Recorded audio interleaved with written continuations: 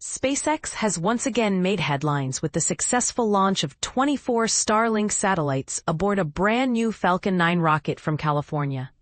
This event marks a significant milestone, as it's not every day that SpaceX debuts a fresh first stage for its Falcon 9, a rocket renowned for its remarkable reusability. But here's where it gets interesting. While SpaceX is famous for flying the same boosters multiple times, this launch featured a completely new booster taking to the skies for the very first time. The launch took place at Vandenberg Space Force Base in California on September 2nd at 11:51 p.m. Eastern Daylight Time, 8:51 p.m. local time, or 03:51 GMT on September 3rd. The Falcon 9 carried 24 of SpaceX's Starlink satellites, which are designed to provide high-speed internet access by orbiting in low Earth orbit, LEO. These satellites will join the ever-growing constellation that SpaceX is building to create the largest satellite internet network in history. What makes this launch particularly noteworthy is the rarity of using a brand new first stage. SpaceX typically reuses its Falcon 9 boosters to reduce costs and increase launch cadence. In fact, just last week, one of their boosters made history by flying for the 30th time, a record in the aerospace industry.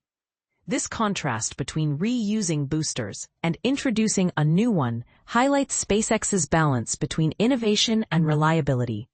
After liftoff, the Falcon 9's first stage performed flawlessly, returning to Earth and landing precisely on the SpaceX drone ship named Just Read the Instructions, approximately 8.5 minutes later. This successful recovery means the booster is ready for future missions, continuing SpaceX's commitment to sustainability and cost efficiency in spaceflight. Meanwhile, the rocket's upper stage continued its journey, carrying the Starlink satellites toward their target orbit.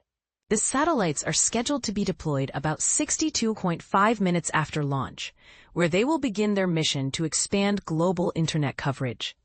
This latest batch of satellites will join nearly 8,300 operational Starlink satellites already orbiting Earth, further solidifying SpaceX's position as the leader in satellite internet technology. The company has been particularly active this year, with the September 2nd launch marking the 109th Falcon 9 flight of 2025 alone. Impressively, over 70% of these missions have been dedicated to deploying Starlink satellites, underscoring the importance of this project to SpaceX's overall strategy. But here's the part most people miss. While the Starlink network promises to revolutionize internet access worldwide, it also raises questions about space traffic management and the long-term sustainability of our orbital environment. With thousands of satellites crowding low Earth orbit, how will we ensure safe and responsible use of this shared space? This is a debate that's heating up among scientists, policymakers, and space enthusiasts alike. For those eager to stay updated on the latest in space exploration, rocket launches, and celestial events, joining communities like the Space Forums can be a great way to engage with fellow space fans and experts. And if you ever have news tips, corrections, or comments, Space.com welcomes your input at community@space.com. This report was written by Michael Wall, a senior space writer at Space.com since 2010. Michael specializes in covering exoplanets, spaceflight, and military space topics, and occasionally explores the intersection of space and art. He is also the author of Out There, a book published in 2018 about the search for alien life. Before becoming a science writer, Michael worked as a herpetologist and wildlife biologist.